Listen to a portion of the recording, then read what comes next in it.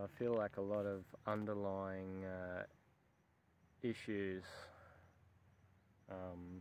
around betrayal are present within the yowie hunting community, and that sort of attracts sort of like a bit of a guarded macho type of person that enters the bush in a state of fear, in a sense, and it's sort of like, are yowies just demons? I mean, a lot of this yowie hunting stuff, you're looking at it and they just come across as though they're trying to summon a demon. They're out there in the dark, hyper alert, reactionary to all sorts of noises and phenomena, and like you'll get what you want. Hence yowies,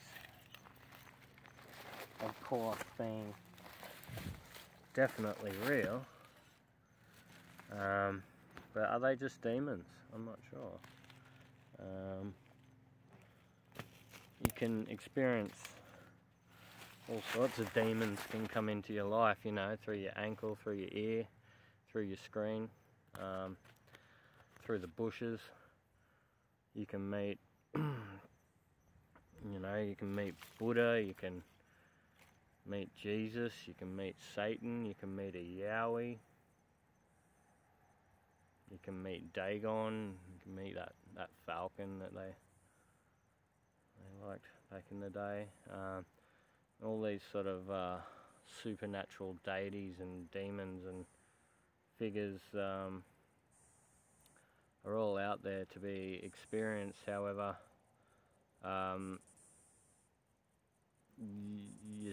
you're still left with these betrayals and traumas and very human vulnerabilities.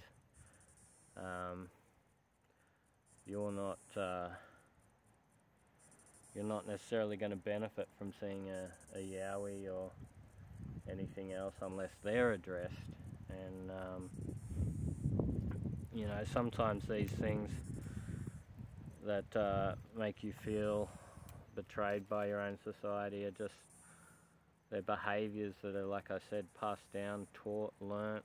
I mean, just the existence of usury can sort of force someone into a trajectory in their life which they otherwise wouldn't take, simply because they need to accumulate X amount of these talismans in their account that are imbued with this magical power of enabling trade, and they're just locked into a life which isn't really synchronized with the natural environment, and they can take that out on other people. And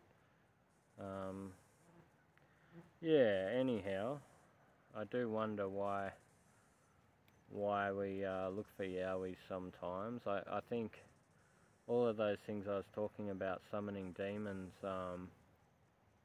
one of my big problems that I have to deal with is something I haven't mentioned before, and that is that I have a drinking problem. I'll be the first to admit it.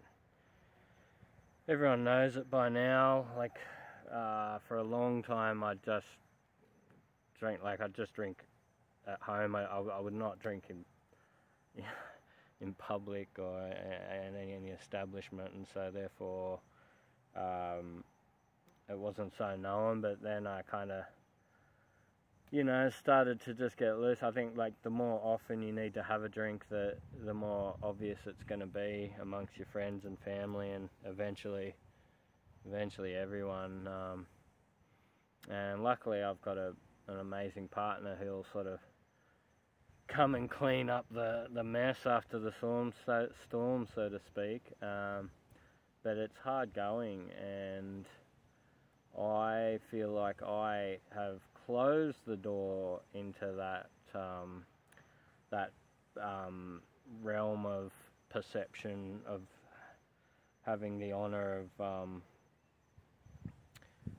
potentially, I'm not sure, of having spiritual experiences, or of being able to connect with these interdimensional, I shouldn't say interdimensional, just like different, like beings and of a different frequency amongst us. And I feel like that's because of my drinking problem. It sort of affects me in all sorts of ways. It started, I wouldn't say it started small. I've always liked to drink, and it quite rapidly was apparent that it was a problem, and it still is. So if I can address that, then maybe I will have more luck in finding a Yowie and documenting it, because you know they're sort of some of the missing links in the puzzle for other people that don't believe in Yowies, is that documentation, as is with many of the other beings that inhabit this planet that are just a bit difficult to film.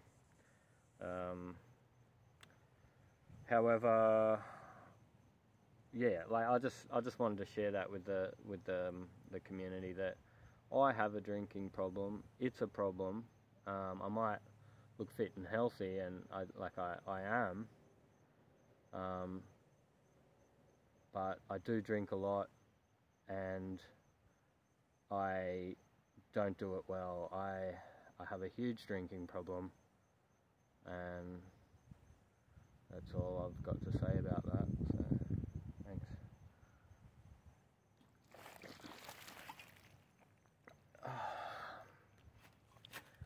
I'll get there. Let's try again. Alright, I'll try again. Oh, I missed again. I just want to be normal.